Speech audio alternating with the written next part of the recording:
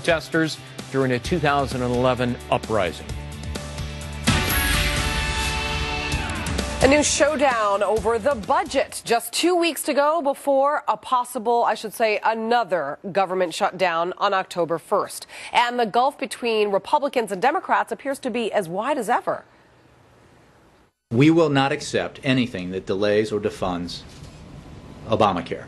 Congress needs to pass a budget and not attach politically motivated riders to their funding bills. You can't talk about increasing the debt limit unless you're willing to make changes and reforms that begin to solve the spending problem that Washington has. So how does this get resolved? Alexis McGill Johnson, Executive Director of the American Values Institute, joins us. Also, Ron Bonjean, former Communications Director to Speaker Hastert. Thank you both for talking to me. Alexis, Washington obviously has a huge spending problem. I mean, we don't need Boehner to spell it out for us. But you can't increase the debt limit without reform.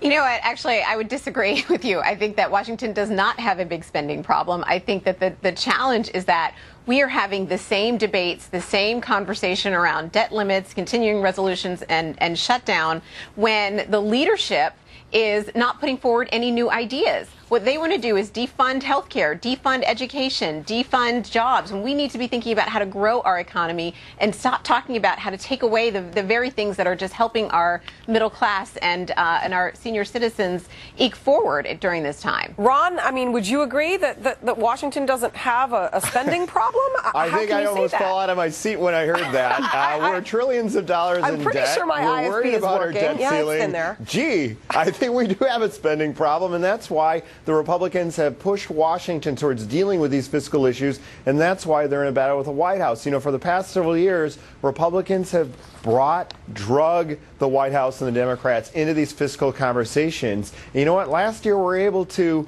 make tax cuts permanent for 99% of the population. This time around, we're looking to make sure that the government stays at a lower level of funding, that we don't continue to break the bank. We're trying to make sure that we live within our fiscal means. And you know what? I don't think there's going to be a government shutdown. I do think that we'll be able to resolve these issues. It's always darkest before the dawn. We haven't had a shutdown since 1995, 96. Right. So I think it's going to work out. Look, here's the problem. House Republicans want spending cuts and they want to raise the debt ceiling. Obama so far refuses to negotiate the terms of raising the borrowing authority. So, Alexis, how do you prevent a government shutdown then? You know, I think what Obama needs to do is just let the Republican drama play out, because at the end of the day, what Speaker Boehner is showing is that not only is he increasingly, and I think has tended to be completely ignorant of where the majority of Americans are on these issues, he's now completely ignorant of where his own party is. And the majority of Republican voters not only don't want to shut down, they don't want all of these arguments. They want to see the leadership come back to the table and stop trying to take away things that are essential for growing our middle class. Why do we keep coming to this road, though, Ron? I mean, this isn't the first time under Obama's leadership that we have been in the threat of a potential government showdown or a shutdown. I mean, what about GOP lawmakers also who want to defund Obamacare? How does that play into the risk of a government shutdown? No, it's going to be very interesting. Well, first of all, I think because Republicans are fighting the status quo. Obama either wants to increase spending or wants to keep things as they are, and we're trying to make sure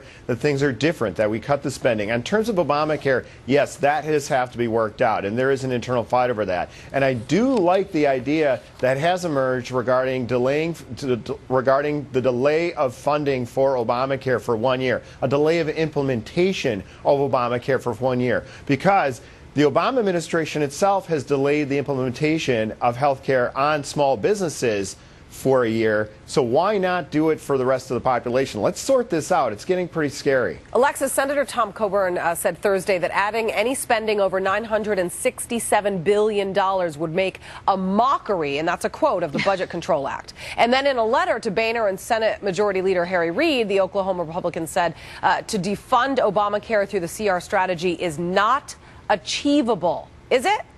I think it is achievable, but I think we have to look. If I accepted your premise and I agreed on some level that there is there is spending challenges in D.C. Can we just I please might all ask the agree on that, for question- God's sakes? I mean, seriously. I don't agree, but I'm saying even accepting that premise, We don't have enough time to premise, debate I think that the one. challenge, Julie, is what are we spending our money on, and that's what we're coming down to. Where the rubber meets the road is: are we going to defund the things that actually help Americans, help the middle class grow, or are we going to think about the things that the overblown military budgets, the Ron, things, you the things think that this comes actually have less impact? You think this comes down to defunding what helps middle America, even on a, let's say, Obamacare bill basically that is disagreed upon by 50% of Americans?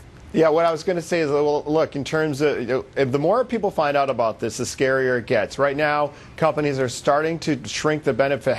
They're taking away health care from part-time workers. There are companies that are taking away benefits for spouses, and there are companies that are taking away benefits for retirees. This is going to grow and grow, and it's going to grow louder to defund Obamacare. I guarantee you that. All right, Ron, Bonjean, thank you. Alexis McGill, that's all the time we have, but thanks for that fair and balanced debate. Thank you. Greg. Secretary of State John Kerry hammering out an agreement with his Russian counterpart in Geneva.